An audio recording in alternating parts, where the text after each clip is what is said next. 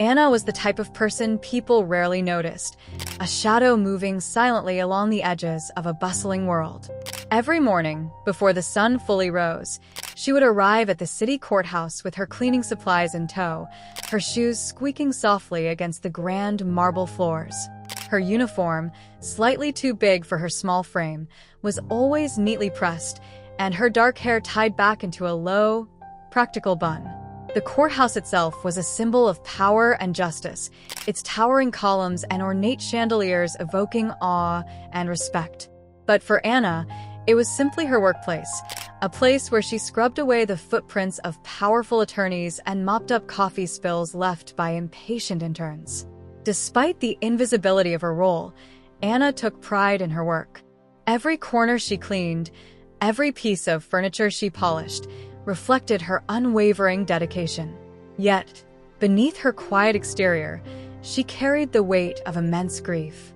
Her husband, a kind-hearted mechanic, had passed away in a tragic accident 2 years earlier, leaving her to care for their only daughter, Lily.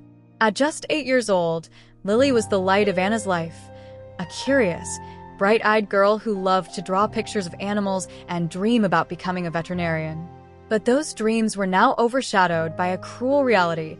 Lily was battling a rare medical condition that required treatments far beyond what Anna's modest salary could afford. For months, Anna had pinned her hopes on the local children's charity, which had promised assistance to families like hers. She had filled out countless forms, stood in long lines, and held her breath every time the phone rang. But no help ever came.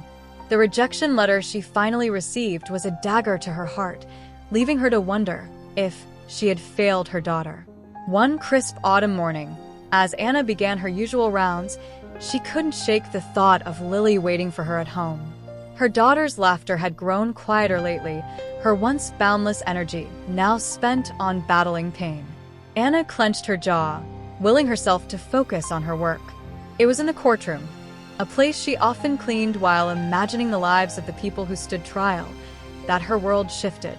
She found an envelope, plain and unassuming, lying on one of the polished wooden benches. At first, she thought it was a forgotten piece of mail or some lawyer's notes. But the name Edward Blackwell, printed neatly on the front, caught her attention. Edward Blackwell was no stranger to Anna. His face had graced newspaper headlines and television screens, always accompanied by glowing reports of his philanthropy and business acumen. He was the chairman of the very charity that had denied her help. Curiosity tugged at her as she opened the envelope, her hands trembling slightly. What she saw inside made her breath hitch: financial records, transactions, and correspondence that painted a damning picture.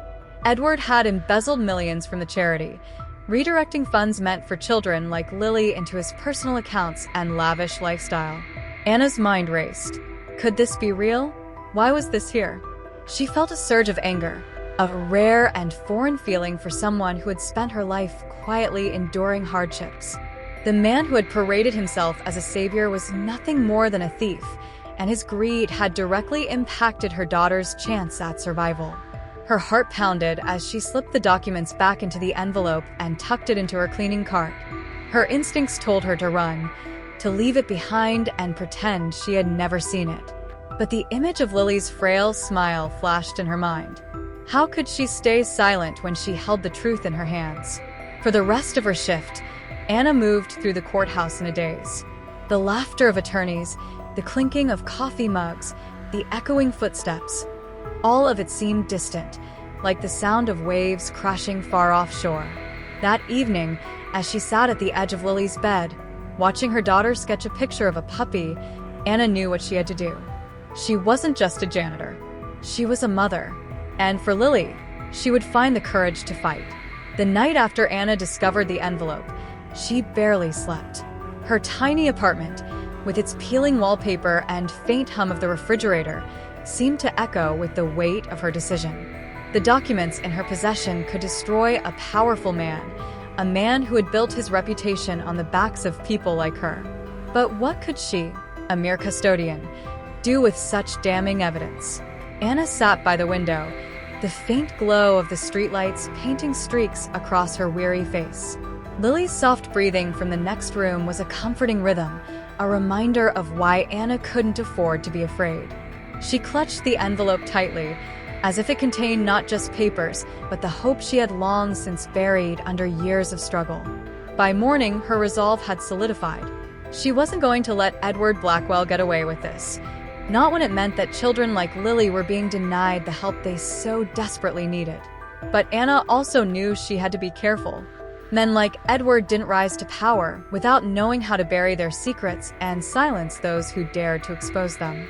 She decided to start small, cautiously testing the waters. That day at the courthouse, Anna lingered in the staff lounge longer than usual, pretending to wipe down tables while listening to the gossip. As expected, Edward Blackwell's name came up, a charity gala he was hosting, another award he was receiving for his so-called philanthropy. The words burned in Anna's ears, but she forced herself to stay calm. She had to act wisely. When her shift ended, Anna didn't go straight home. Instead, she walked a few blocks to a nearby library, her hands trembling as she typed "whistleblower laws" into the search bar of an old computer. The fluorescent lights above buzzed faintly as she scrolled through page after page of legal jargon. The more she read, the more she realized the risk she was taking. If Edward found out, her job, and perhaps even her safety, could be in jeopardy. But Anna also learned something else. She didn't have to fight this battle alone. There were journalists and organizations dedicated to exposing corruption, people who might actually care about the evidence she had stumbled upon. Her fingers hesitated over the keyboard as she drafted a cautious email to an investigative journalist whose articles she had read before. The words felt heavy, each sentence a tiny piece of her courage taking shape. I am a custodian at the city courthouse. I've found evidence of embezzlement involving Edward Blackwell and his charity. I need help. Anna paused before hitting send, the cursor blinking like a heartbeat. What if they ignored her? What if they didn't believe her? But then she thought of Lily again. Her smile, her laughter, her sketches of animals she dreamed of helping. Taking a deep breath, Anna pressed the button. The days that followed were a blur of cautious anticipation. Anna continued her routine at the courthouse, her eyes darting nervously whenever Edward's name came up in passing conversations. She couldn't risk anyone suspecting her, especially not the other staff who often dismissed her presence as insignificant. It was on a quiet Thursday afternoon that she received a reply. Sitting in the staff lounge during her break, Anna opened her phone to find an email from the journalist. Thank you for reaching out. This could be significant. Can we meet? Your identity will be protected. Anna's chest tightened. This was it, the moment her choice became real. She quickly deleted the email, her hands trembling as she returned to work. Her next step had to be planned carefully. That evening, as she sat with Lily at their small kitchen table, helping her with a math problem, Anna felt a strange mix of fear and determination.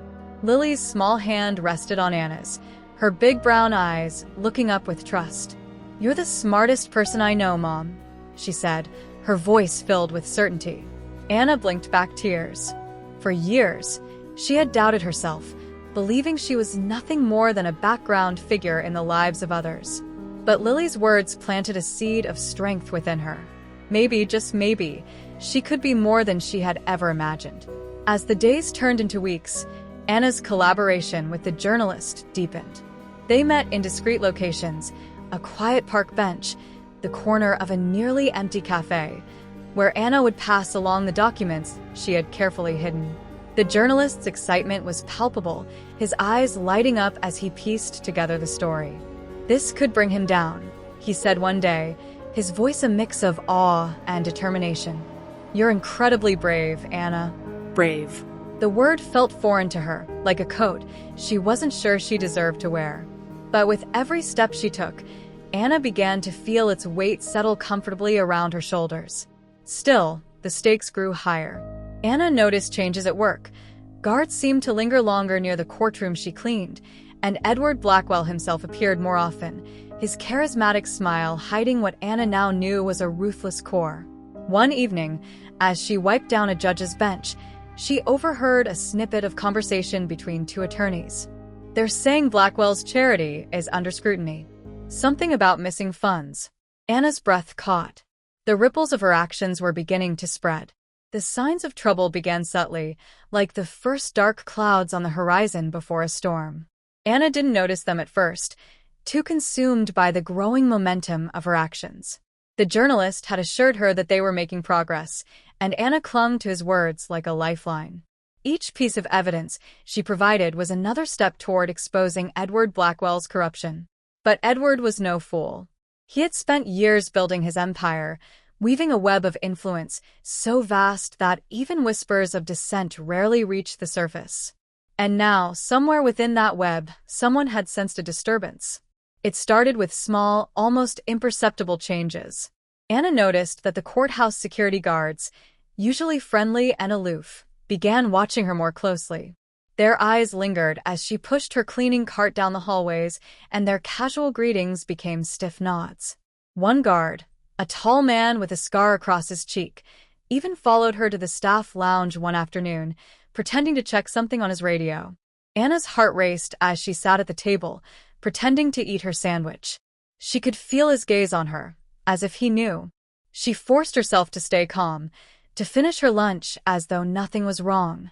But as she left the lounge, she couldn't shake the feeling that the walls were beginning to close in around her. That evening, when she picked up Lily from her friend's house, Anna found herself scanning the streets for unfamiliar cars or lingering figures. She hated the paranoia creeping into her mind, but she couldn't ignore the gnawing sense of unease. "Mom, why are you so quiet?" Lily asked, her small hand tugging at Anna's sleeve as they walked home. "Just tired, sweetheart," Anna said, forcing a smile. "Long day at work." Lily seemed satisfied with the answer, skipping ahead to chase a falling leaf. But Anna's smile faded as she watched her daughter. The stakes weren't just her job or her reputation. They were Lily's safety, their life together. The following week, Anna's worst fears began to materialize. One evening, as she returned home from another secret meeting with a journalist, she noticed her apartment door slightly ajar. Her breath hitched as she approached cautiously, her keys trembling in her hand. Inside, everything seemed untouched at first glance. But as Anna moved through the small space, her trained eye caught the subtle disturbances. A drawer left slightly open, Lily's stack of crayons knocked over, the corner of an envelope peeking out from under her bed. Someone had been there. She sat down heavily on the edge of the bed, clutching the envelope containing the last set of documents she planned to deliver. A wave of cold dread washed over her. Edward's people were onto her. The next morning, Anna tried to carry on as usual, but her unease was palpable. She couldn't afford to let her fear show, not at work and certainly not in front of Lily. But the pressure was mounting. During her lunch break, Anna received a text from the journalist. "We need to meet. Tonight." Things are heating up. Her fingers hovered over the screen, her mind racing. Was this the break they needed? Or was it a trap? She couldn't be sure anymore. That night, Anna left Lily with a trusted neighbor, lying that she had to work late. She headed to the meeting point, a dimly lit park on the edge of town. The journalist was already there, pacing nervously under a flickering street lamp. "You're late," he said, his voice tinged with frustration and fear. "I had to be careful," Anna replied, her eyes scanning the shadows around them. He handed her a folder, his hands shaking. "This is it. We have enough to go public, but we have to act fast. Edward's people are closing in." Anna felt a chill run down her spine. "What do you mean, closing in?" "They know someone's leaking information. My sources say they're desperate to find out who." Anna swallowed hard, the weight of her actions pressing down on her. "So what happens now?" The journalist hesitated before replying, his voice low and urgent. "Now, we release the story. But you need to be ready, Anna. Once this goes live, there's no turning back." As Anna walked home that night, her mind swirled with thoughts of what might come next. She had always known this wouldn't be easy, but now the reality of her situation was hitting her with full force. Edward Blackwell was a man who crushed anyone who stood in his way, and Anna had placed herself directly in his path. She reached her apartment and found Lily asleep on the couch, clutching her favorite stuffed animal. Anna knelt beside her, brushing a strand of hair from her daughter's face. For a moment, she allowed herself to feel the fear coursing through her veins. But then she thought of all the people Edward had harmed, all the lives his greed had ruined. She couldn't back down now, not when she was so close to exposing the truth. The shadows around Anna were closing in, but she refused to be swallowed by them. Somewhere in the darkness, a light was waiting to be lit. The morning after her meeting with the journalist, Anna woke with a knot in her stomach. The final steps of their plan loomed ahead like the edge of a cliff, and she could feel the winds of consequence gathering strength. As she prepared Lily's breakfast, her hands trembled. The simple act of spreading peanut butter on bread seemed monumental in the face of what was to come. She glanced at Lily, who sat humming softly to herself, oblivious to the storm brewing outside their small world. "Are you okay, Mom?" Lily asked suddenly, her bright eyes fixed on Anna. Anna hesitated, then forced a smile. "Just a lot on my mind, sweetie. But I'm fine." Lily nodded, accepting the answer, and went back to her humming. Anna envied her daughter's innocence, wishing she could shield her from the dark reality that hovered so close. That afternoon, Anna went to work as usual, though her heart pounded with every step. The courthouse seemed different, tense, as if the walls themselves were aware of the unfolding events. The guard's eyes followed her more blatantly now, and she noticed two unfamiliar men in suits lingering near Edward Blackwell's office.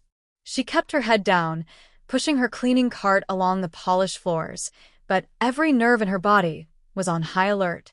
In the quiet solitude of the supply closet, she checked her phone. A text from the journalist awaited her. "Story drops at midnight. Be ready. Be ready." The words echoed in her mind. Ready for what? Retaliation? Arrest? Worse? Anna spent the rest of the day in a haze, the minutes stretching into hours. When her shift ended, she rushed home, pulling Lily into a tight hug as soon as she walked through the door. "Mom, you're squeezing me." Lily laughed, wriggling free. "Sorry," Anna said, blinking back tears. "I just love you so much." That night, Anna put Lily to bed earlier than usual, sitting by her side until her breathing softened into the rhythm of sleep. She lingered there for a moment, watching her daughter's peaceful face. This might be the last moment of calm before everything changed. When the clock struck midnight, Anna's phone buzzed. The journalist had sent her a link. She clicked it, her breath catching as the headline filled the screen. "The Untouchable Tyrant, Edward Blackwell's Empire of Corruption Exposed." The article was damning, a meticulously crafted expose of Edward's crimes. Evidence Anna had risked everything to gather was laid out in stark detail, corroborated by other sources. It was a masterpiece of investigative journalism, and it was live for the world to see. For a fleeting moment, Anna felt a surge of triumph. They had done it. The truth was out, and Edward Blackwell could no longer hide behind his power. But the victory was short-lived. Within hours, Anna's phone began buzzing incessantly. First, it was the journalist. "They're moving fast," he said, his voice tense. "Blackwell's team is already trying to discredit the story. And, Anna, I think they know it was you." Her stomach dropped. "What do you mean?" "There's chatter about an insider leak. They're digging, and it won't take them long to find you."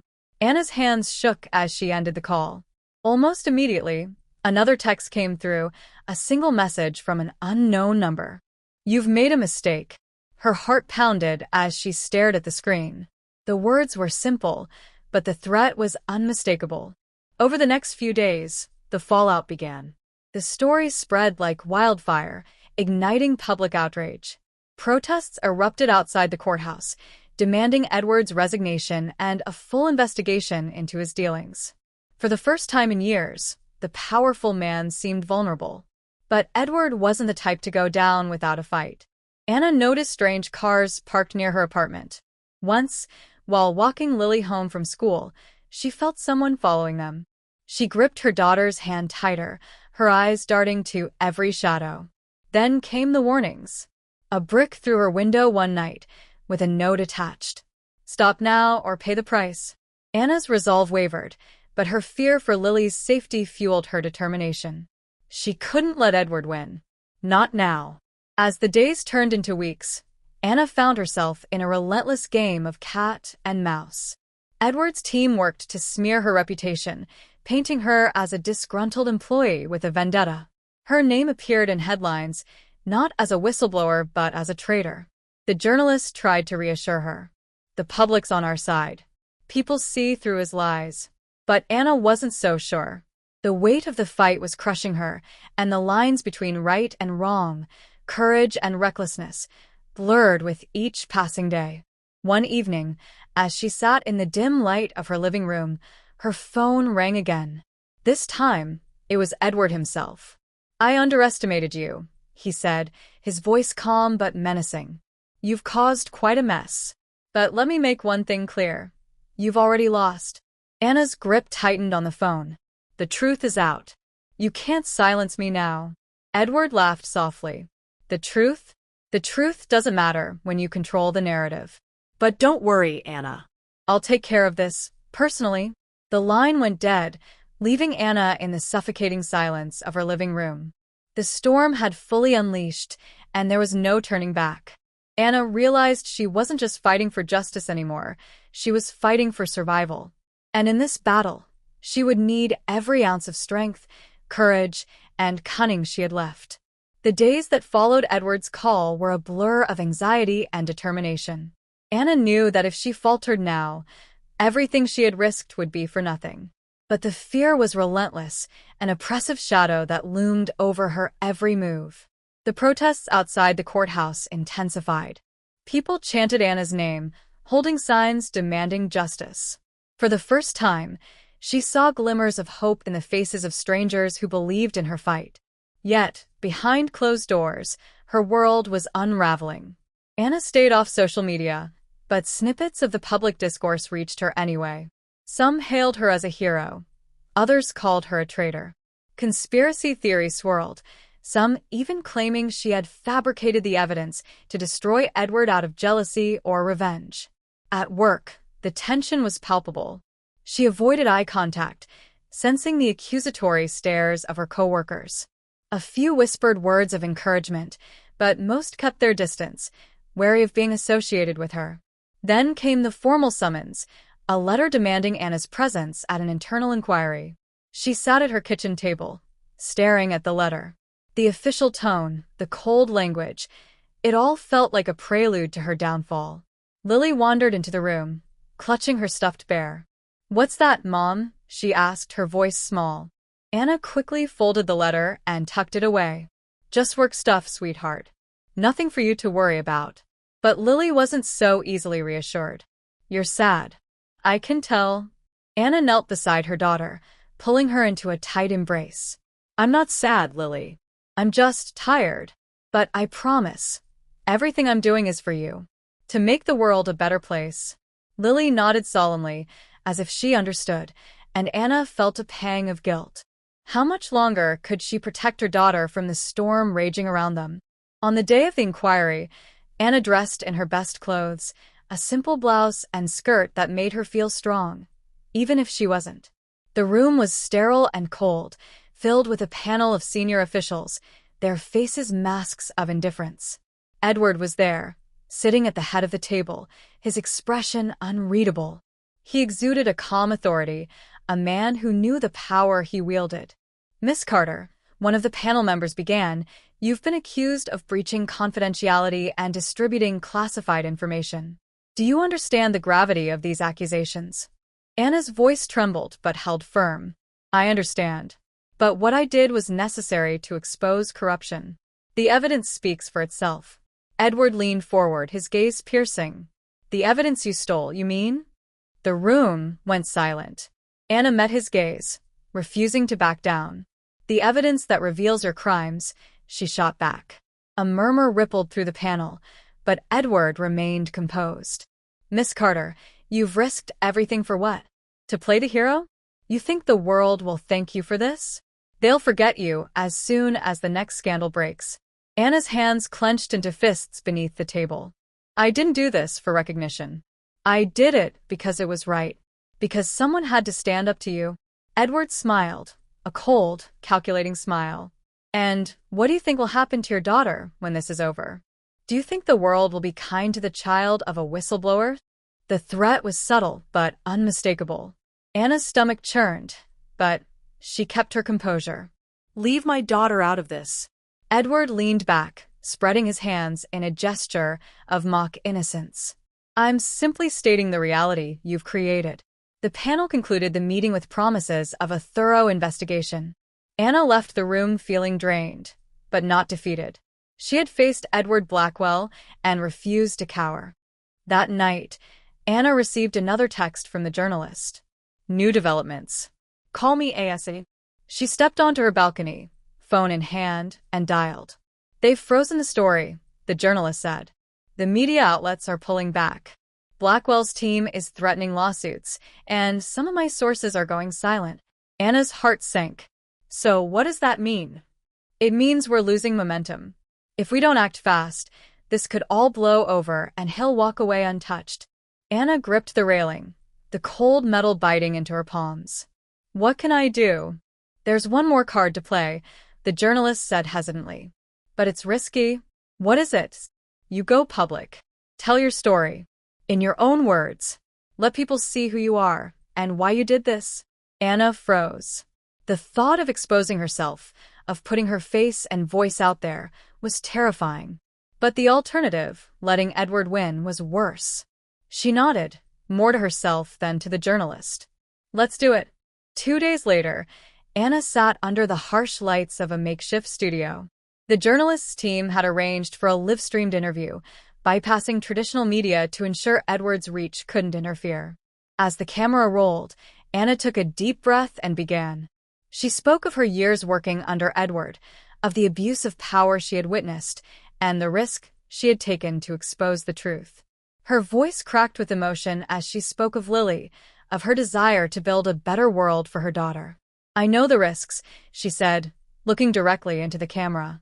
I know what Edward Blackwell is capable of. But I also know that if we let people like him go unchallenged, nothing will ever change. I'm not just fighting for justice. I'm fighting for all of us. The broadcast ended, and Anna exhaled, the weight of her words hanging in the air. She didn't know what would come next, but for the first time, she felt truly free. Edward Blackwell had tried to silence her. Now, the world would decide whose voice mattered more. The morning after the broadcast, Anna woke to an onslaught of notifications. Her phone buzzed incessantly, lighting up with messages, calls, and emails. She hesitated before picking it up, unsure of whether she was about to face praise or condemnation. The first message she opened was from the journalist. Anna, it's working. Your story is everywhere. People are listening.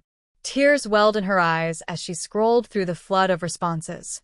Social media platforms were ablaze with posts supporting her. Hashtag Justice for Anna was trending worldwide, with people sharing her story and demanding accountability from Edward Blackwell. But amid the outpouring of support were the threats, vile messages from anonymous accounts warning her to back down. One particularly chilling email read, "You don't know who you're messing with. Stop now, or you'll regret it." Anna's hands trembled as she read the words. Fear curled in her stomach, but she refused to let it consume her. She thought of Lily, still asleep in the next room, and found strength in the love she had for her daughter. The broadcast had sparked something Anna hadn't anticipated. Others were coming forward. Former employees of Blackwell Industries began to speak out, sharing their own experiences of corruption and abuse. Each story added weight to Anna's claims, painting a damning picture of Edward's empire. Edward's carefully constructed facade began to crack. News outlets, emboldened by the wave of public outrage, resumed their investigations. The story dominated headlines, and Edward's name became synonymous with scandal.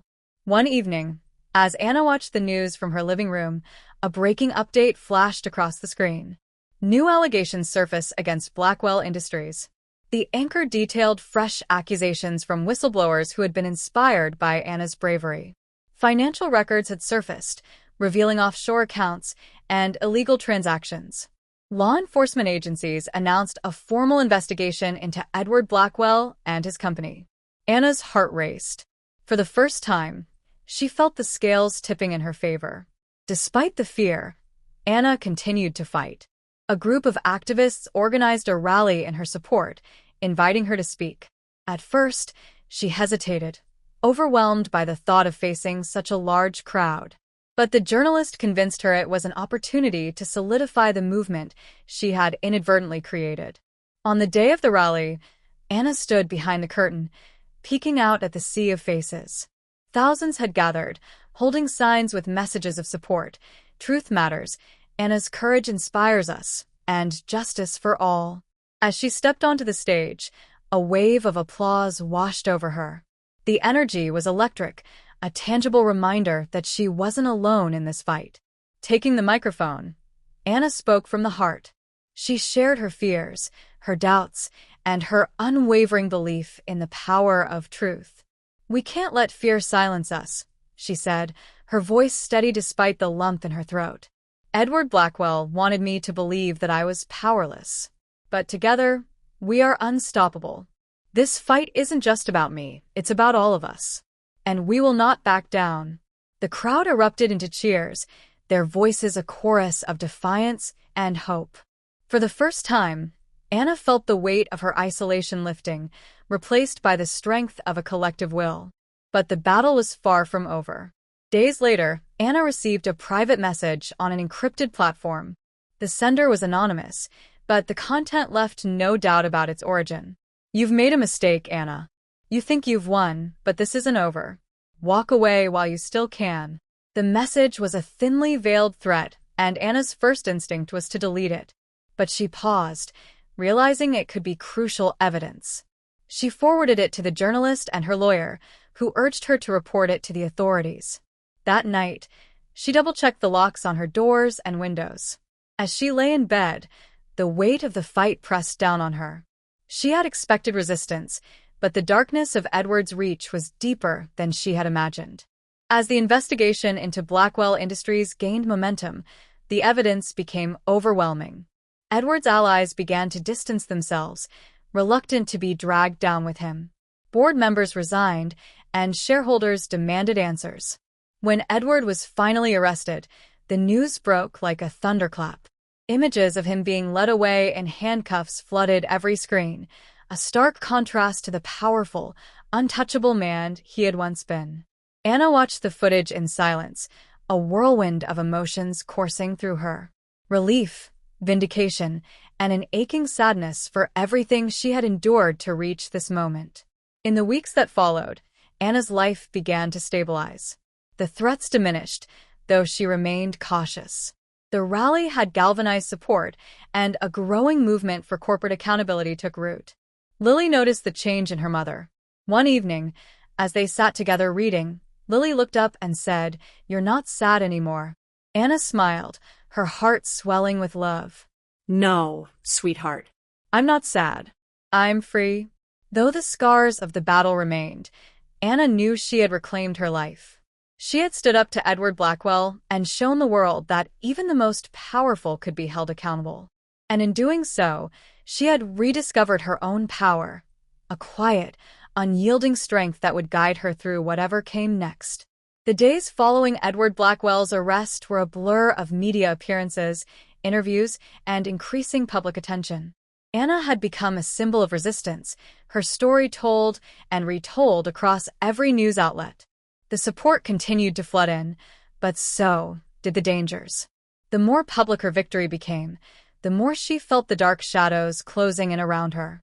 She couldn't escape the unsettling feeling that something was looming, waiting just beneath the surface. Despite the apparent triumph, Anna couldn't shake the thought that this was far from over. It was a quiet Thursday evening when the phone rang. Anna glanced at the caller ID, blocked. Her heart skipped a beat. Since Edward's arrest, she had received dozens of anonymous threats, and most of them had been empty, hollow warnings designed to scare her into silence. But there was something about this call that felt different. Against her better judgment, she answered. "Anna." The voice on the other end was low and distorted, sending a shiver down her spine. It was familiar, yet not. "Who is this?" Anna's voice trembled despite her attempts to steady herself. "You think it's over, don't you?" The voice said, each word dripping with malice. "You think you've won. But it's just the beginning." Anna's stomach churned. The weight of the words hung in the air like a curse. "I know what you're trying to do, Anna," the voice continued, growing colder with each syllable. "You think you can expose us, bring us down with your little story, your pathetic little rally. But you're playing a dangerous game." "Who are you?" she demanded, her hands gripping the phone so tightly her knuckles turned white. There was a pause, and Anna could hear the faint sound of breathing on the other end. Then the voice finally spoke again. "We are everywhere, and we will find you, no matter where you hide." Before she could respond, the call ended. Shaken, Anna sat in the silence, the echo of the call lingering in her mind. Had it been a warning? A threat she couldn't ignore? Or had it simply been the ramblings of someone who wanted to instill fear in her? But the words rattled her. They felt too real, too calculated to be a bluff. Anna couldn't shake the idea that whoever was behind that voice wasn't finished with her. The following morning, as she walked to the kitchen, a small, plain envelope was waiting for her at the doorstep. She picked it up cautiously, her eyes scanning the street for any sign of someone watching. Inside the envelope was a single, neatly folded sheet of paper. No return address.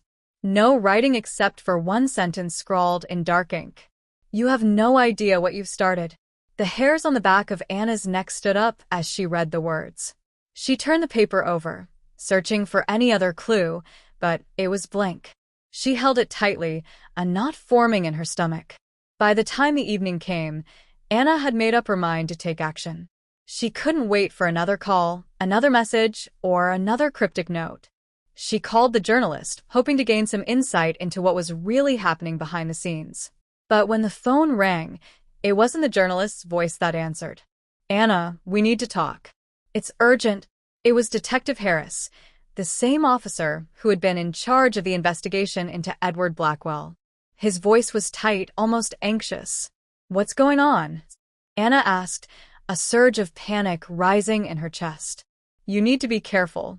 Something's off about this whole situation. We've been tracking some irregularities." Anna's mind raced. "What do you mean? Is this about the threats?" "Yes, but it's bigger than that," Harris replied, his tone low and serious. "There are things we've discovered in the investigation that point to something far more dangerous than we realized. I can't go into details right now, but someone is trying to make sure you don't get the whole truth out." Anna felt a chill spread through her, her pulse quickening. "I don't understand. What do you mean?" There was a long pause on the other end of the line. When Harris spoke again, his voice was barely a whisper. "Someone's watching you, Anna. And they're closing in." That night, Anna couldn't sleep. She tossed and turned in her bed, the weight of the threats pressing down on her chest. Every creak of the house, every gust of wind outside, sent her heart into overdrive. She couldn't shake the feeling that someone was out there, lurking in the shadows, waiting for the perfect moment to strike. She tried to calm herself, telling herself it was just paranoia, the natural reaction after everything that had happened. But deep down, she knew the truth. This was far from over. Anna knew she couldn't let her guard down, not now. She had to stay one step ahead. Whatever was coming next, she had to be ready. But the question still gnawed at her. Who was behind this? And how far would they go to silence her? As the hours passed, the silence in her home grew suffocating. Each second felt like an eternity, and the dark, oppressive feeling of danger seemed to grow stronger, as if the storm was about to break. Anna didn't know when the next blow would fall, but she was certain it would come soon. The next morning, the sun barely peeked through the curtains, casting long, skeletal shadows across the room. Anna had barely slept. The words, the threats, the cryptic messages, they all echoed in her mind like a drumbeat she couldn't escape.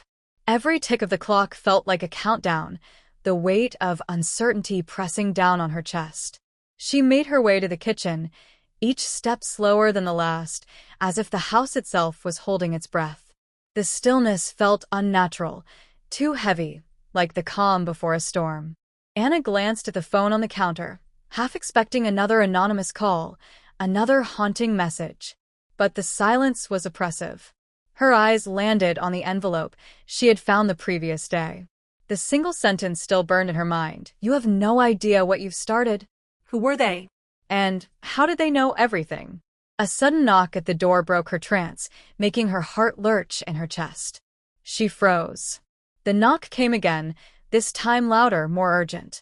She walked to the door slowly, her body tense, ready for whatever was on the other side. There was no way she could ignore this now, not with everything that had happened. Not with the way the shadows seemed to be closing in, always just out of reach. Her hand hovered over the door handle, and she hesitated. The world outside felt too dangerous, too unknown, but she had to face it. She had no choice. She opened the door. A man stood there, tall and cloaked in shadows, his face hidden behind a mask. Anna's breath caught in her throat as the realization hit her. This wasn't just a visitor. This was someone who had come for her. I've been waiting for you. The man's voice was low, chilling, as if it had traveled through time just to find her. His words hung in the air, almost suffocating her with their weight. I think it's time we talked. Anna stood frozen, her mind racing. She wanted to scream, to run, but her body refused to move. The man stepped closer, his presence suffocating, his every movement deliberate. You've been digging too deep, Anna. You've stirred something that should have stayed buried, he continued, his voice a whisper of a threat, but one that carried the full weight of it. Her thoughts raced. She couldn't back down now. Not after everything she'd uncovered. Not after everything she'd lost. But the fear that gripped her was undeniable. The man tilted his head, as if he knew exactly what she was thinking. You think you can expose us? You think you can bring down what's been carefully constructed for years? His voice dropped lower, so low it almost disappeared into the shadows. You have no idea what you're up against. Anna opened her mouth, but no words came out. She felt trapped, cornered, with no way out. The walls of her own home, once a sanctuary, now felt like a prison. The man's eyes, hidden behind the mask, locked onto hers. There was no emotion there, no compassion, only the cold, calculating presence of someone who had nothing to lose. You don't understand, he said, his voice like ice. You're in over your head, and there's no one coming to save you. The words sent a chill through her spine. This wasn't a warning. It was a promise. Anna's mind spun, her thoughts tangled in a web of fear and confusion. She had fought so hard to expose the truth, to bring justice. But was she ready for the consequences? Could she survive what was coming? As the man took a step forward, Anna's eyes darted to the door behind him, the only escape route. But before she could react, he reached out and grabbed her wrist, his grip like iron. You think you can run? You're already in this deeper than you realize, he whispered. And we don't let people like you get away. The door slammed shut behind her, and for the first time in what felt like forever, Anna understood what true fear was. Anna's breath caught in her throat as the man's grip tightened, dragging her back into the shadows of the hallway. Her mind raced, every fiber of her being screamed to break free, to escape. But her body betrayed her, frozen in place, as if she had been bound by invisible chains. Where are you taking me? Her voice barely rose above a whisper, her throat dry, her pulse pounding in her ears. The man didn't respond immediately. He simply led her forward, his steps measured, deliberate. His silence, more chilling than words, told her everything she needed to know. He had no intention of letting her go. Each step they took felt heavier, the walls of her home closing in on her. The house that had once been her sanctuary now felt like a labyrinth, its rooms suddenly alien, each one concealing untold horrors. The faint scent of dust and wood lingered in the air, but it was now tinged with something else, something far darker. Anna's eyes darted around in panic, trying to find something, anything, that could help her. Her heart hammered in her chest, her legs weak beneath her, as if the very floor beneath her was sinking with every passing second. Please, she choked out, a tear slipping down her cheek. I don't know anything. I didn't mean to. Shut up, the man hissed, cutting her off. You've already done enough. It's too late for apologies. The words hit her like a slap, the weight of them sinking deep into her chest. She wanted to protest, to scream, but the fear held her in place. Every instinct told her to run, to fight, but she had no weapon, no power. She was at his mercy. They reached the door at the end of the hallway. The man didn't knock. He didn't need to. He simply pushed it open, revealing a room darker than the rest of the house. The only light came from a single, flickering bulb hanging overhead. "Welcome to the truth," he said coldly, his voice echoing off the empty walls. The room was stark, bare, with no furniture, no decoration, just cold, gray concrete. It felt like a holding cell, a place where secrets were kept, hidden from the world. Anna's heart skipped a beat as she realized the room wasn't just a part of her home. It was part of something much bigger, something she was never supposed to see. The door slammed shut behind her, the sound so final, so deafening that it rattled her bones. Anna stumbled backward, her eyes searching for any sign of escape, but there was nothing. No windows. No exits. She was trapped. The man stepped forward, his footsteps echoing in the silence like the ticking of a clock. "You don't know what you've uncovered," he said slowly, his voice dripping with venom. "You've opened a door that should have remained closed. And now, you'll pay the price." His words wrapped around her like a tightening noose. She was suffocating in the reality of what she'd gotten herself into. Her mind swirled with questions. What door had she opened? What had she discovered that was so dangerous?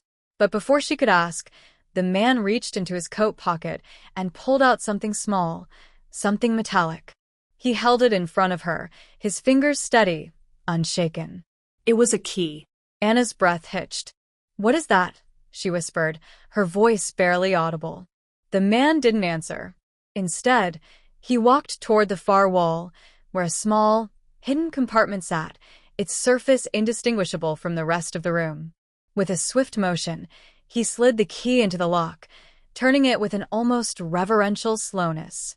The sound of the lock clicking open reverberated through Anna's chest like a death knell. The door to the compartment creaked open, revealing what was inside, but the darkness of the room swallowed it whole before Anna could see clearly. Her heart raced. What was in there? What had she just unlocked? The man stood still, waiting, watching her. His eyes, dark and unreadable, never left her face. Anna took a tentative step forward, her legs shaking beneath her, and then another. But before she could get any closer, the man's voice stopped her cold. "No." "Not yet," he said softly, almost tenderly. "Not until you understand what's at stake. You're not ready for this." The words hit her like a punch to the gut. What did he mean? What could be so terrible, so life-altering, that she wasn't ready for it? She wanted to scream, to demand answers, but the air was thick with tension, and she knew that if she made the wrong move, if she pushed too hard, there would be no turning back. For the first time in her life, Anna was faced with a truth so vast, so impossible, that she couldn't fathom its depth. She wasn't just fighting for answers anymore. She was fighting for her life. Anna stood frozen, the weight of the man's gaze pressing down on her like a physical force. Her pulse quickened, and her breath became shallow as her eyes flickered to the compartment now ajar in the far corner of the room. What was it? What lay inside? The flickering bulb overhead cast long shadows, distorting the edges of the room, making it seem as though the walls themselves were closing in. She could feel the air grow colder, every breath a struggle, as if the very atmosphere was thickening around her. She took a step forward, drawn to the compartment, but the man's voice stopped her in her tracks, low and chilling. "Don't." "Not yet," he said, his tone almost too calm, too controlled. "You think you want to know the truth, but you're not ready for it." His words were like poison, seeping into her veins, filling her with a dread she couldn't explain. Her instincts screamed at her to turn away, to run, but her legs felt heavy, as if they no longer belonged to her. I don't understand," Anna whispered, her voice barely audible. "What truth? What's in there?" The man remained silent for a moment, his eyes dark and unreadable, his hand still gripping the key. The silence stretched between them, thick and suffocating. Truth, he muttered at last, a bitter laugh escaping his lips, is not something you simply find. It's something that finds you. His words were cold, his gaze unwavering. And once you see it, there's no going back. The fear that had been building inside Anna for what felt like an eternity now swelled to the point of breaking. What was this place? What had she walked into? Her mind raced, trying to piece together any fragment of information, any shred of logic. But there was none. Nothing made sense anymore. The key, the locked compartment, the man, everything was so out of place. She didn't belong here. Please, she pleaded, her voice shaking. I just want to go home. But the man didn't answer. He only stepped aside, motioning to the compartment as if to say, it's yours now. You decide. Anna hesitated, the fear in her chest tightening with each passing second. What was in that compartment? What would happen if she opened it? And if she didn't? Would she ever be free of this place? The silence was deafening. She could hear the distant hum of the house, the faint creak of the floorboards beneath her feet, but it all felt so far away, as if she were no longer a part of her own world. This room, this moment, it felt like a boundary, a line she was standing on, unsure whether to cross or to retreat. She moved closer to the compartment, her every step a battle between her desire for answers and the paralyzing fear that had taken hold of her. She reached out, her fingers trembling as they hovered above the cold metal edge. Just as she was about to touch it, the man's voice cut through the tension once more. You don't understand what you're asking for, he warned, his tone quieter now, almost a whisper. You want to open that door, but once you do, it will be too late. You can never go back to who you were before. Anna's hand hovered for a moment longer, her body locked in indecision. The room seemed to grow darker, the shadows deeper, the air heavier. It was as if the walls themselves were alive, breathing in time with her fear. And then, just as she was about to make her choice, a noise from behind her made her freeze. A soft rustling, like footsteps, no, something else. A whisper, too faint to understand, but too real to ignore. Her heart skipped a beat. She turned around, but no one was there. The chill that ran down her spine was like ice. Was she alone? Or was something, or someone, waiting for her? Her breath quickened, panic rising in her throat. She could feel her pulse in her temples, the darkness pressing in around her, her body screaming for escape. But there was no escape. Not anymore. As Anna's eyes darted back to the compartment, she realized with a sinking feeling that she had already made her choice. The door had been opened, and whatever was inside was already starting to spill out. Anna's hand trembled as it made contact with the cold, rusted surface of the compartment. For a moment, the world around her seemed to hold its breath. The shadows in the room deepened, as if they were stretching, extending toward her, hungry for something only they knew. With a soft, almost inaudible creak, the compartment door swung open, revealing nothing but blackness. Not the ordinary kind of darkness, but a suffocating, oppressive void that seemed to devour the very light around it. The air grew thick with a rancid, metallic smell, and Anna felt a wave of nausea hit her. She recoiled instinctively, but something in the darkness tugged at her, pulling her forward. It was as if the room itself was alive, shifting, changing with each passing second. The walls seemed to pulse with an energy that made her skin crawl. From the depths of the void, something shifted. A sound, a soft scraping, like nails against stone, echoing through the stillness. It wasn't the noise of anything human. It was something else. Something ancient, something that didn't belong in this world. Anna felt the cold sweat on the back of her neck, her pulse racing. Her heart pounded in her chest as the scraping grew louder, closer. The darkness seemed to swirl, becoming more tangible, as if it had substance. She stepped back, but the darkness seemed to follow her, wrapping around her like a predator closing in on its prey. Anna, the voice came again, low and almost indistinguishable from the wind. It wasn't the man's voice, but something darker. A whisper that cut through her very soul.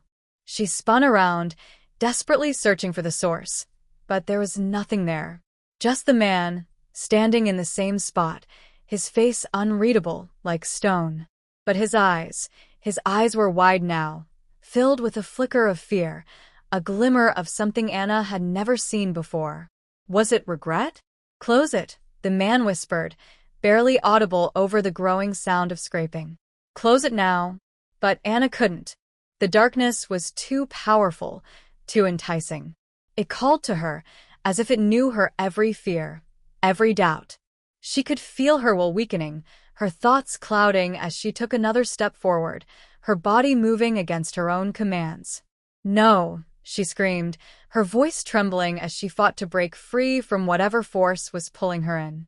But the sound of the scraping grew louder, almost deafening now. The shadows in the room twisted and writhed, as if they had a life of their own. Anna's body trembled, her legs unsteady. She was no longer sure of where she was or who she was. The room had become a labyrinth, the walls closing in around her. Her eyes darted to the man again, but he was no longer looking at her. His gaze was fixed on the void, his face pale, eyes wide with fear. "Close it," he shouted, his voice cracking, desperate. But Anna couldn't move. She couldn't look away from the abyss that stretched out before her, the dark presence that seemed to reach out for her, beckoning her to step into it, to become one with it. Something inside her screamed for her to run, to escape, to end this madness. But she couldn't. Her feet were frozen in place, her body locked in place by the darkness that seemed to creep into every part of her mind, every corner of her soul. Then, from the depths of the void, a shape began to emerge. Slowly, like a shadow coming into focus, it took form. It was something humanoid but not human. The figure was tall, impossibly tall, with limbs too long, too thin. Its face, if it could be called a face, was nothing but a mask of shifting shadows, a distortion of features that made Anna's blood run cold. It reached out toward her, its hand skeletal and long, the fingers elongated, sharp, as if it could pierce through her very soul. Anna's breath caught in her throat, and for a moment, time seemed to stretch. Her body screamed to run, but her legs wouldn't move. The figure's hand drew closer, its fingers brushing against the air, as if it could feel her presence. It was so close now, Anna could almost feel the chill radiating from it. And then nothing. The room fell into silence. The darkness froze. The figure, the shadows, everything stood still, suspended in time. The scraping stopped. Anna dared not breathe, her heart pounding in her chest as she waited for the next movement, for something, anything, to happen. But the only sound now was the beating of her own heart, so loud in her ears it almost drowned everything else out. The man's voice broke through the silence, this time trembling. "Anna," he whispered, barely audible. "You've seen it. You can't go back." And then, just as she thought she might collapse under the weight of it all, a deafening crash echoed through the room, shaking the walls, and the figure vanished into the void. Anna stumbled back, gasping for air. What was happening? What was she seeing? And then, the door slammed shut. The sudden silence was suffocating. It pressed in on Anna from all sides, a heavy, oppressive weight that stole her breath and left her heart pounding in her chest. She staggered backward, barely catching herself against the wall, her mind reeling from what she had just witnessed. The darkness, the figure, it had all vanished as quickly as it had come, leaving behind only a lingering chill in the air. She closed her eyes, trying to steady her breath, but the room felt wrong. It felt alive, as if the walls themselves were breathing. There was something in the air, something thick and palpable, like the very essence of fear had seeped into the fabric of the room. Anna's hands shook as she reached out, her fingers brushing against the cold, damp walls. They were slick with something she couldn't quite name, sweat, or perhaps something darker. She pulled her hand back, disgusted, her gaze snapping to the door. It was still closed, the darkness beyond it a haunting void. The man was still there, standing motionless, his eyes locked on her, but his expression was unreadable now. It was as though the terror that had consumed him moments ago had been replaced by something else, something worse. His face was pale, drawn, his eyes wide and unblinking, but there was no longer fear in them. There was only a void, as if he, too, had been consumed by whatever had been unleashed. Anna opened her mouth to speak, to demand answers, but the words wouldn't come. She could barely think, let alone form a coherent sentence. The weight of the moment pressed in on her, pushing her to the brink of madness. Then, a whisper, a voice not her own, not his, came from the shadows. It was low and guttural, a sound that made Anna's spine stiffen, her blood run cold. "You cannot escape." The words lingered in the air, vibrating in her very bones. They were not a warning. They were a promise. Anna's body stiffened. She couldn't breathe. She couldn't think. All she could do was listen to the echo of those words, which seemed to reverberate throughout the room, growing louder with each passing second. "You cannot escape," it repeated, and this time, the voice seemed to come from everywhere, above her, below her, behind her, within her. She spun around, searching for the source, but there was nothing. Nothing but the man, still standing, still watching her with that vacant expression. The shadows around them seemed to grow deeper, more alive, as if they were closing in, pressing in on her from every direction. Her heart raced, her chest tight, and for a moment, it felt like she couldn't move, couldn't escape the suffocating grip of the darkness. And then, as if on cue, the floor beneath her trembled, the walls groaning under the strain. The room shifted. The familiar corners of the space seemed to blur, melting away into nothingness, replaced by something else. Something distant, ancient, and impossibly vast.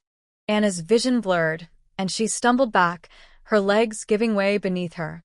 The man took a step forward, his eyes still locked on her, but now, something else flickered within them, something darker, more menacing. "Do you understand now?" he asked, his voice a mere whisper, but it cut through the air like a knife. Anna's breath hitched as her mind struggled to process his words. What did he mean? What was happening?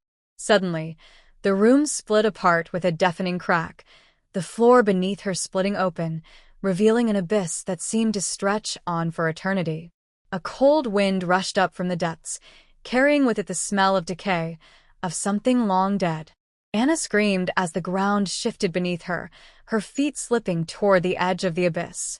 She reached out, desperate for anything to hold on to, but there was nothing, just the void, the unyielding darkness pulling her in. The man stood there, unmoving, his gaze fixed on her as she was drawn closer to the edge. "You cannot escape," he repeated, his voice now distorted, as though it came from the very depths of the earth. Anna's heart pounded in her chest, her mind spinning as the abyss called to her, its pull impossible to resist. Her body trembled, her strength faltering, as the darkness closed in.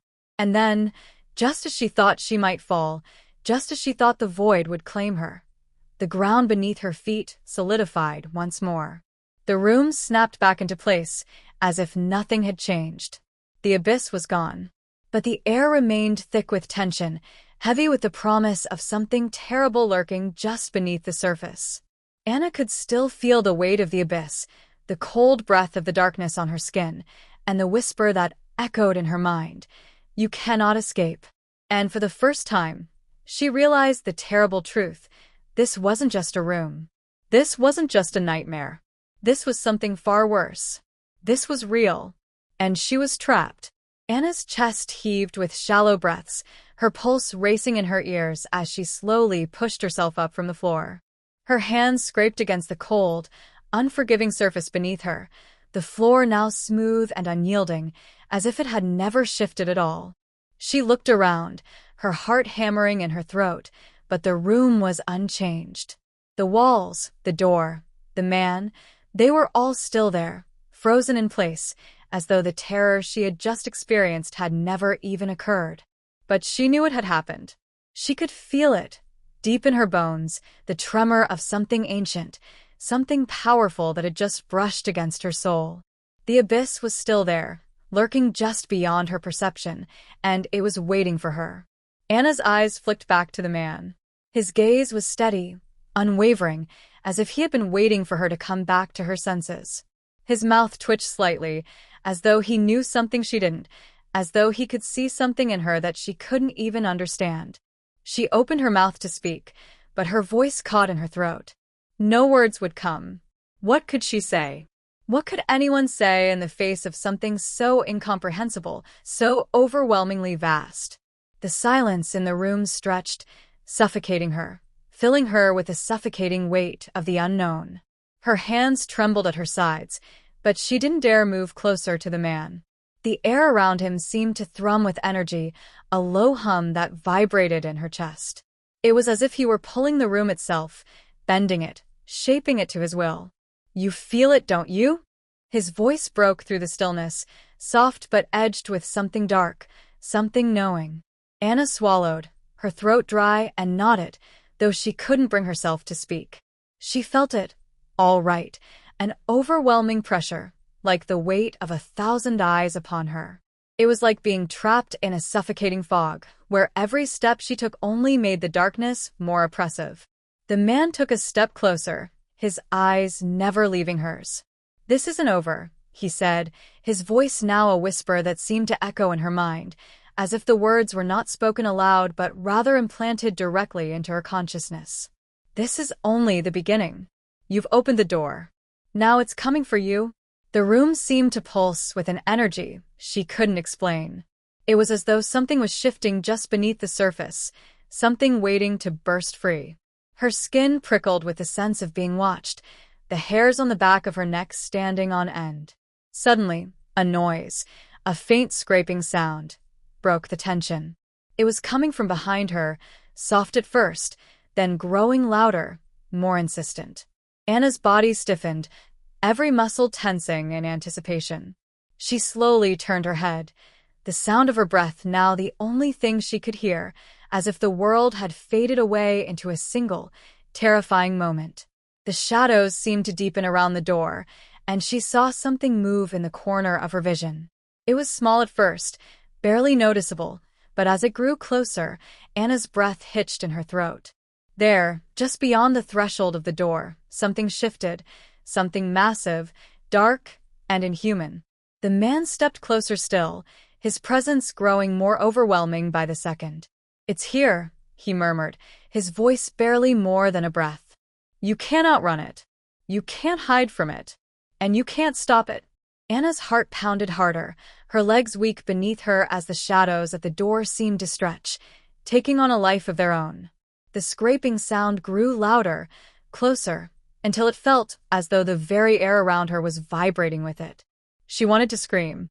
She wanted to run, but her body refused to obey. Every instinct told her to flee, to escape this nightmare, but she knew there was nowhere to go. The darkness was closing in, the shadows creeping closer, and she couldn't shake the feeling that the room itself was becoming smaller, more suffocating. And then, in the silence, she heard it, a whisper, soft and low, barely audible, but unmistakable. "Come closer." Her body froze. Her mind screamed for her to turn away, to run, but her feet felt like they were rooted to the floor. The room seemed to tilt, the shadows pulling her forward, drawing her toward the door. She tried to fight it, tried to break free from the invisible grip that held her in place, but it was no use. The shadows were too powerful, too overwhelming. They surrounded her, swallowed her, until she could feel nothing but the cold embrace of the darkness. The scraping grew louder still, now a deafening screech, as if something large and monstrous was dragging itself across the floor. Her pulse thundered in her ears, drowning out all other sound, until there was only the growing cacophony of the approaching thing. "You should have stayed away," the man said, his voice a cold, distant echo in the midst of the rising chaos. "Now you belong to it." And then nothing. Silence. Anna felt the weight of the darkness pressing in on her, suffocating her, pulling her into the void. She gasped for air, but it was gone, swallowed by the emptiness that surrounded her. She was falling, tumbling into the unknown, with nothing to hold on to, nothing to keep her grounded. And yet, even as she fell, she could hear the voice again. Faint, distant, but unmistakable. "You cannot escape." And, with that final whisper, everything went black. The silence was suffocating. It pressed against Anna's ears, smothering every thought, every breath. Her eyes snapped open, but she saw nothing.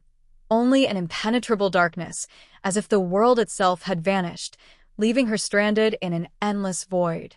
She tried to move, but her limbs felt heavy, as if bound by some unseen force, paralyzing her. Panic began to rise within her, a cold, crawling fear, but she couldn't even make a sound. The void was absolute. There was no escape, no place to run, and the weight of it pressed down like 1,000 invisible hands on her chest. Her heart pounded, a frantic rhythm that echoed in the stillness. Was she even breathing? Was she alive?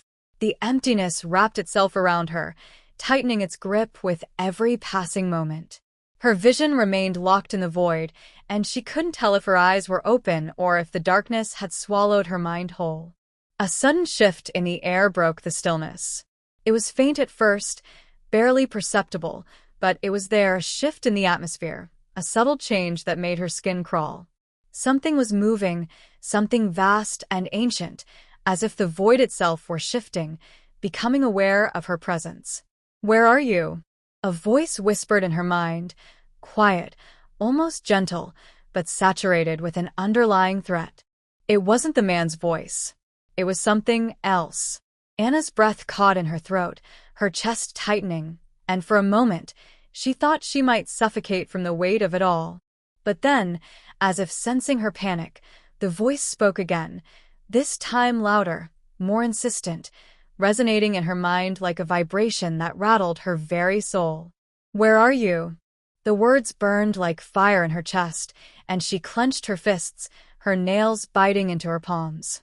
Her mind screamed for her to answer, to say something, anything, but her voice was silent, swallowed by the dark. She couldn't even tell if the question was meant for her, or if it was meant for something else entirely. Her heartbeat quickened, and the temperature around her seemed to drop.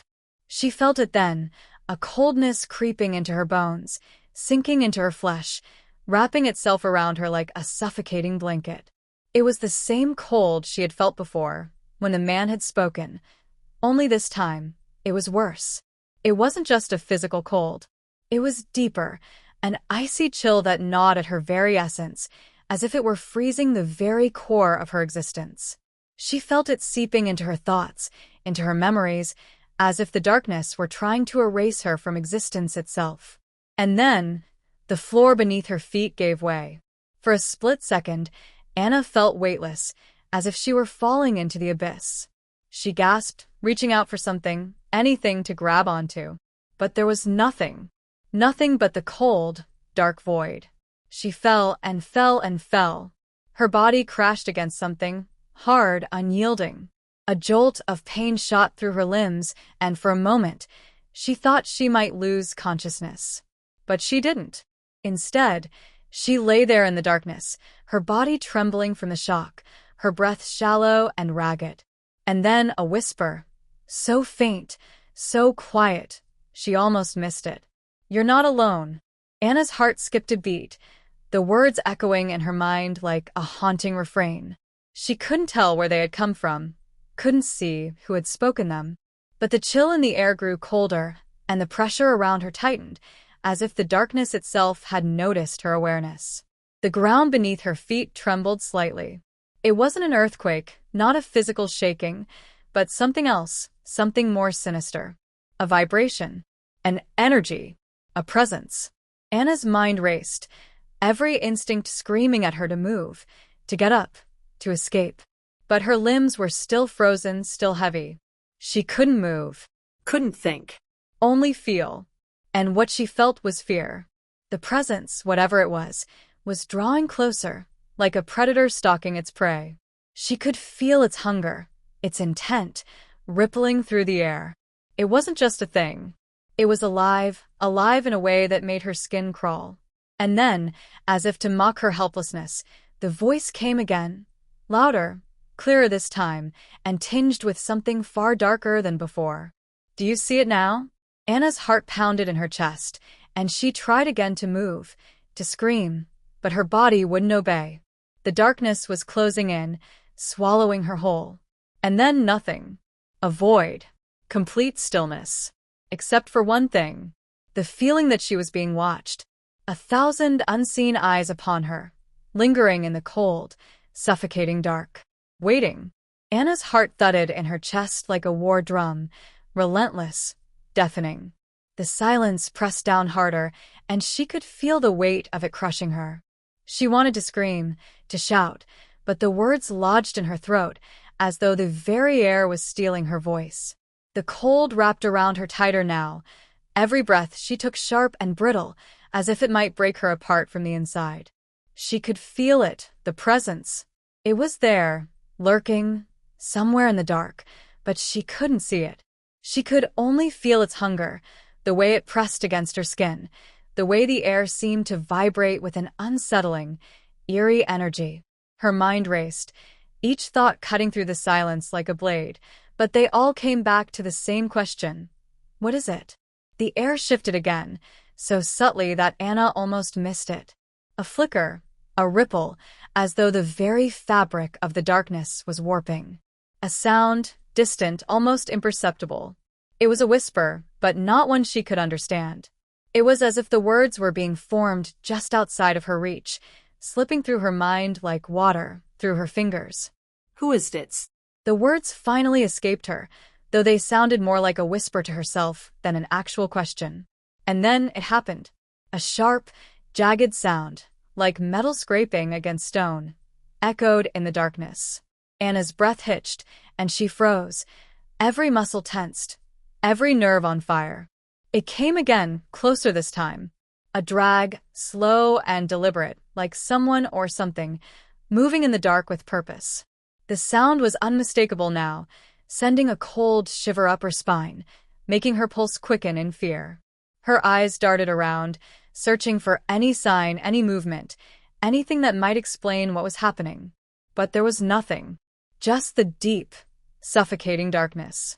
The sound grew louder, now accompanied by a low, guttural hum, an unnatural noise that seemed to vibrate through the very walls of her mind. It was rhythmic, almost as if the entity was breathing. In the endless void, she was trapped in a standoff with something she couldn't understand, something she couldn't see or fight. And yet, it was clear that it was watching her, its presence growing stronger with every passing second. Anna's heart skipped a beat as she felt something brush against her skin. She flinched, her body jerking in response, but there was nothing there, no touch, no shape, no form, just the sense that something had been close. The pressure built, tightening, suffocating. She could feel the darkness closing in, the weight of it pressing harder on her chest. She had no idea where she was, how she had gotten here, or even if she was still alive. All she could do was wait and feel. And then, just when she thought she might lose herself to the darkness, the air shifted once more. A voice, Soft. whispered, so faint it was almost lost to the void. Don't look back. The words slithered into her mind like a serpent, coiling around her thoughts. And with them, a surge of dread, stronger than anything she'd felt before, gripped her heart. She wanted to turn. She wanted to look, but she couldn't. She knew, deep down, that whatever was in the darkness, it wanted her to turn, to face it. But she couldn't. The fear was too great, too paralyzing. Every instinct screamed for her to stay still, to resist the urge to move, to acknowledge what was there. The tension in the air was unbearable now, like the calm before a storm, the ominous silence, just waiting for something to break it. Was she going to die here? The thought shot through her mind like a bullet. She wasn't sure if it was a real question or just a result of the fear seeping into her very soul, but it lingered in the air, suffocating, oppressive. Then, the low hum returned, stronger now, reverberating through the floor beneath her, vibrating in her bones. It was coming closer. Her breath caught in her throat. She couldn't move. She couldn't speak. She could only feel the darkness, the watcher, and the crushing, all-encompassing weight of it. "Don't look back." The whisper came again, this time urgent, desperate. And yet, Anna felt herself being drawn to it, to the thing lurking in the dark. Against every fiber of her being, she felt the compulsion to look, to see what had been hiding from her all this time. But then, just as she was about to give in, a scream, low and chilling, cut through the silence. It wasn't her own. It came from somewhere deep within the darkness, echoing around her, a sound so terrifying, so full of agony, that it made her blood run cold. And it was then, in that moment of terror, that Anna realized she was not alone. The scream hung in the air, an echo that seemed to stretch on forever, reverberating in every corner of the darkness. It was a sound of pure terror, and it cut through Anna's soul, deep and unforgiving. She felt her chest tighten, her heart hammering against her ribs as the weight of what was happening pressed down on her with unbearable force.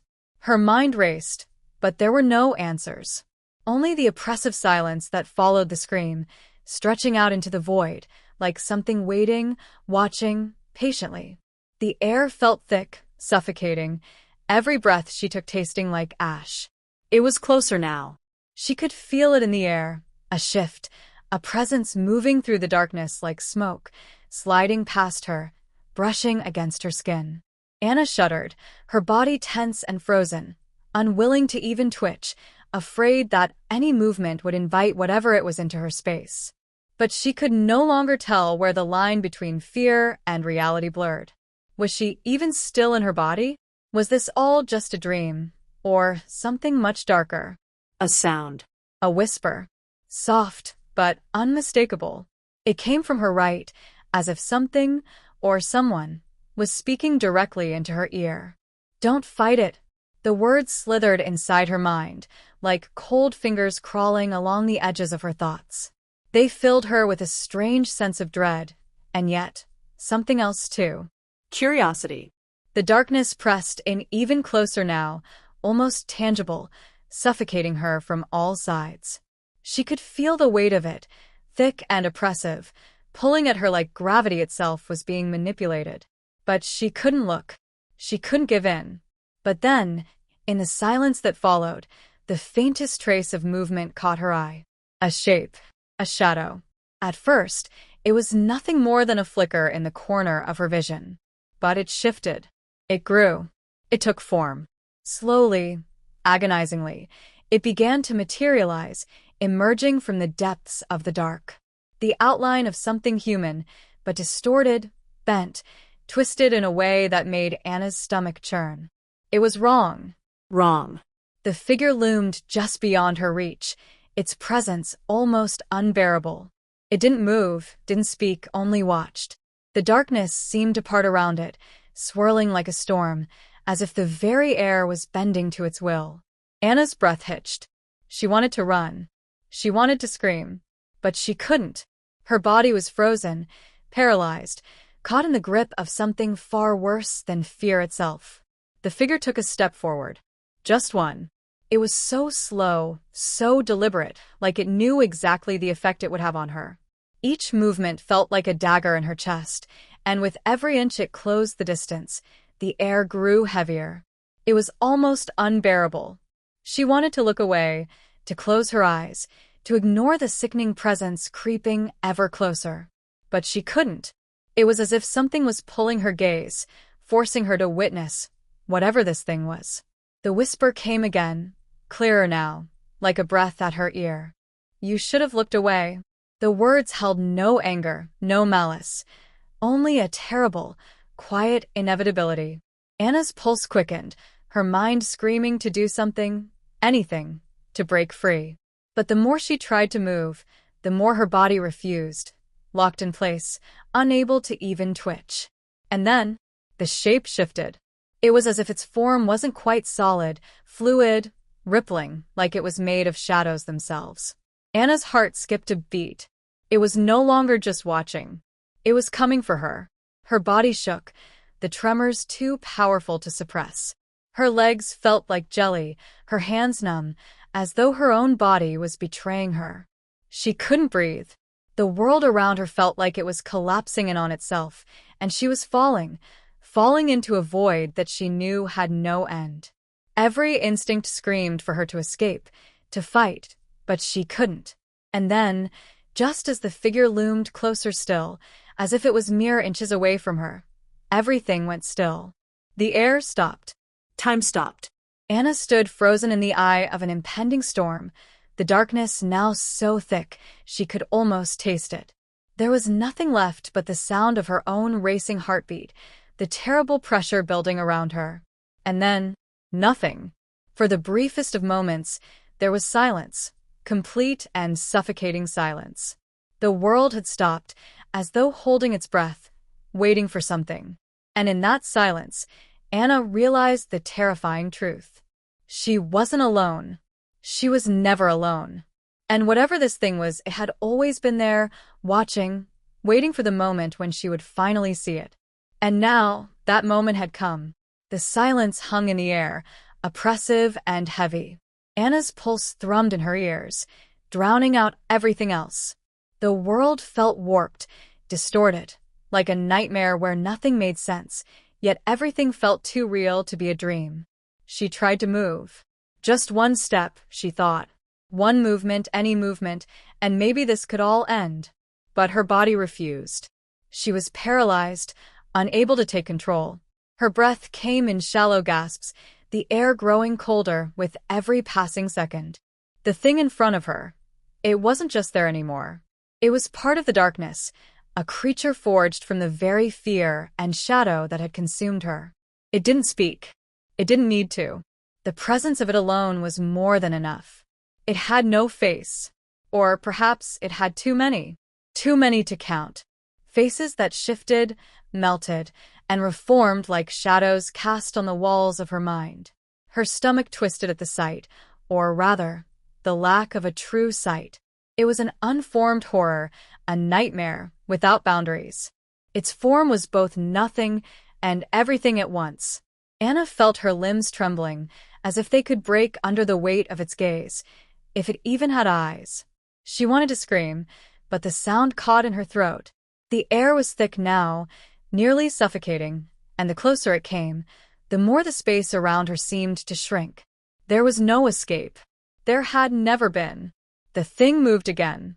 Slowly, methodically, step by step. It was so close now.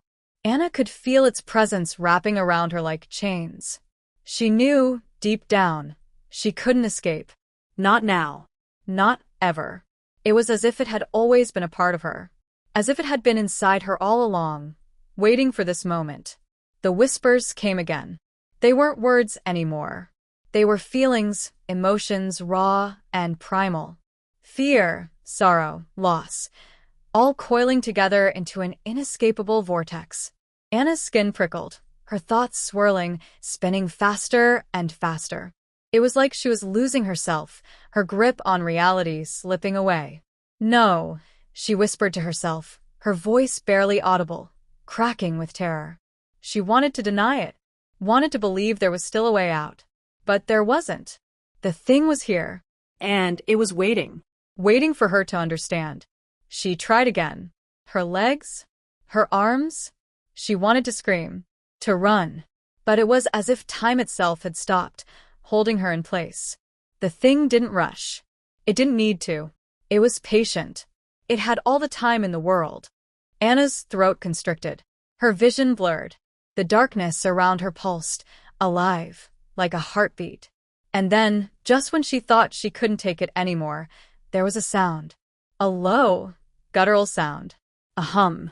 A vibration that came from deep within the very walls of the shadowy world she had fallen into. The vibration filled her chest, shook her bones, and for a moment, everything seemed to fall away. Her fear, her confusion. It was just the sound. The hum. The vibration. And then it stopped. For a moment, the world held its breath again. And that's when she saw it. Or rather, felt it. The thing was moving inside her. Inside her mind. Her heart. The pulse. The vibration. It was hers now. It wasn't just the darkness anymore. It was her. And suddenly she understood. The thing wasn't something outside her. It wasn't some external force to be battled or escaped. It had always been within her. It was her. She closed her eyes, her hands clenching into fists. The whispers circled her, louder now, drowning out her thoughts, suffocating her sanity. She couldn't breathe. Her lungs fought for air, but the more she tried to take in, the more it felt like she was suffocating from the inside. The hum returned, the vibration, the pull, the weight. It was all too much. She opened her eyes again, and there it was. The thing, her, was closer now, impossibly so. The air around them was thick with anticipation. She could feel its presence in every inch of her skin, every nerve. The final realization hit her like a punch to the chest. There was no fight, no resistance. This was the moment she had been waiting for, the moment of no return. And as the darkness closed in around her, Anna felt herself finally, utterly, consumed. The room was closing in, suffocating her with its oppressive silence. Anna's mind screamed for release, for something, anything, that would give her a glimpse of light in the overwhelming darkness. But the shadows didn't relent. They were everywhere. They had become her world. Her heart thundered in her chest, each beat a painful reminder of her own frailty. She could feel the coldness of the air on her skin, as if the very atmosphere had turned against her, mocking her every breath. The world outside, if there ever was an outside, felt like a distant memory, something she could no longer touch, nor believe in. Is this it? The thought lingered, chilling her to her core. Is this the end? Not a violent end, not one marked by a dramatic finale, but a slow, creeping dissolution into the dark abyss. A gradual erasure. She felt the presence of the thing in her bones, a crawling sensation, as though it was settling deeper inside her, burrowing into her very soul. It wasn't a simple fear anymore. It was a reality she was forced to live in. The thing, the darkness, had woven itself into the fabric of her existence, and now it had nowhere to go but within her. It was as if her mind was splitting in two. One side still clung to the idea that she could fight this, that she could somehow escape this nightmare. But the other side, the deeper, more primal part of her, had already surrendered. She could feel the weight of it, the truth that had been building for so long, creeping up from the darkest corners of her consciousness. The whispers were back, louder now. They weren't just voices. They were thoughts, her thoughts, but distorted, twisted beyond recognition. They spoke to her, but not in any language she knew. They were fragments of her own mind, broken pieces of herself that she couldn't reconcile. Give in, one whispered. Surrender. It's easier. Another voice, sharp and jagged, clawed at her thoughts. You were always meant for this. This is your fate. Her stomach lurched. No, she wouldn't give in. Not now, not when there was still a shred of herself left to hold on to. But the weight of it all, the pressure, was becoming unbearable. It felt like she was being crushed from every side, her body and mind buckling under the enormity of the void that surrounded her. She wanted to scream again, but the sound caught in her throat. It was like her very voice had been stolen from her, leaving only the hollow echo of her own panic. And then movement. It wasn't physical. It wasn't something she could see. It was more like a shift in the very air itself, a subtle, quiet change. A presence, closer now, intimate, pressing against her like a weight she couldn't escape. It was almost as if the very darkness itself had become sentient, alive, aware of her. Her skin prickled as the sensation intensified, as though the air itself was charged with static, buzzing, waiting for something to happen. She turned her head, slowly, cautiously, her eyes straining to catch a glimpse of anything at all. But there was nothing. Only shadows. Only the emptiness of the unknown. What does it want from me? The thought spiraled through her mind, over and over, like a mantra she couldn't shake. She swallowed hard, her throat dry. Her heartbeat thundered in her ears, drowning out the silence, drowning out everything else. A low sound rippled through the darkness, a faint hum, like a vibration in the very core of the earth. It wasn't familiar, but it was impossible to ignore. It resonated deep inside her, an unsettling tremor that shook her bones. Not again, she thought. Her stomach twisted with a familiar dread. The hum grew louder. It was pulling at her, drawing her in. The walls, the space, the shadows. They were all alive with it now, vibrating with some unseen force, pressing against her from all sides. There was no escape. Her breaths quickened as she felt the pressure intensify, as if the darkness was pushing in, urging her forward, compelling her to take one step. Just one. And it would be over. She fought to stay still, fought to hold her ground. But every muscle in her body was screaming to move, to run, to do anything to break free from this suffocating pull. But she couldn't. There was nowhere to run. Only the hum, the vibration, the feeling of something far larger than her, something ancient and vast that knew her, understood her, and was waiting. Waiting for her to understand. The whispers returned, louder now, more insistent. Their words were becoming more real, more undeniable. She couldn't block them out. They were her thoughts, and they were growing louder, consuming her mind. Just accept it, one whispered. You belong to me now, another hissed. Her breath caught. She wanted to fight back. She wanted to scream, to deny them. But it was too late. She had already felt it, the final, irrevocable truth, that there was no escape. There was only the darkness. And the darkness was her. The darkness pressed in from all sides, its weight unbearable, suffocating. Anna could feel the pulse of her own heart, erratic, desperate, fighting against the crushing stillness. Every beat of her chest seemed like a rebellion against the void that surrounded her, a futile attempt to hold on to something, anything, that could remind her she was still alive. The shadows seemed to respond to her heartbeat, as though they were listening, waiting for her to make a move, waiting for her to break. The walls trembled in time with the pulse of her anxiety, each tremor sending a jolt of cold terror through her limbs.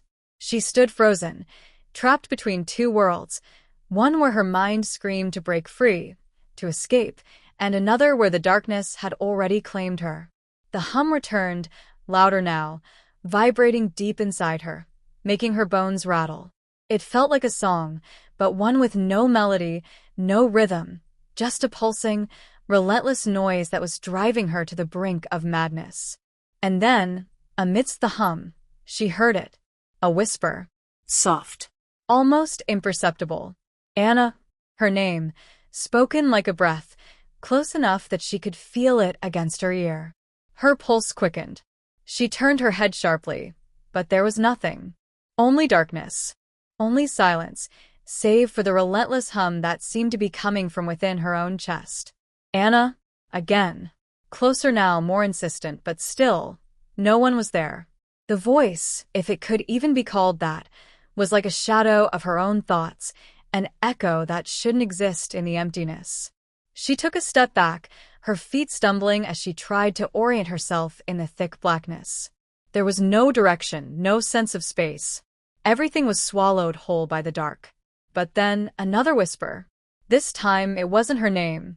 It was a command, a single word that seemed to pull at her soul. Listen. The word cracked through her, splitting the silence like thunder. A shudder ran through her entire body as her legs buckled, and she fell to her knees, gasping for air she couldn't seem to find. Her hands gripped the cold floor beneath her as if trying to anchor herself to something solid. But the ground felt wrong. It was soft, giving way like wet clay, threatening to consume her whole. The air was thick, like she was underwater, and every movement felt sluggish, too slow. Her breaths were shallow, panicked, and the world around her seemed to be closing in, the weight of it threatening to crush her entirely. She tried to call out, but the words didn't come. Her throat constricted, as if the air itself was too thick to allow sound to pass through. A scream, a desperate, primal scream, formed in her chest, but it never reached her lips. And then, the hum grew louder, so loud it became deafening, so loud it felt like the very air was vibrating with it, like her skin was vibrating, her blood was vibrating, her soul was vibrating. Her vision blurred as the noise drowned out everything else. She could barely hear herself think. This is it. The thought washed over her, cold and final. This is the moment when it all ends. When everything is lost, swallowed by the abyss. But as the last thread of hope seemed to snap, the hum stopped. The silence that followed was unbearable. In the profound stillness, she could hear her own breath, ragged and sharp. But there was something else. Something in the distance. A movement. Her heart skipped, her skin prickled with the sudden, all-consuming sensation of being watched. Something was coming. She could feel it. She didn't need to see it. It was there. Close. Too close. The shadows around her began to twist and shift, forming shapes, figures, moving in ways they shouldn't, like living creatures. Her breath caught in her throat as they stretched toward her, as if they were reaching for her, coming for her. The darkness wasn't just a void anymore. It was a force with intent. Her heartbeat hammered in her chest, faster, more frantic. Her body screamed for her to run, to escape, but there was nowhere to go. No way out. Only the ever-encroaching shadows, the feeling of being trapped in something alive, something watching. And then, the voice again, louder, clearer now, echoing in her mind. You cannot hide from me. Her skin crawled. The voice, it was no longer just a whisper. It was real. It was coming from within her, from around her, from everywhere.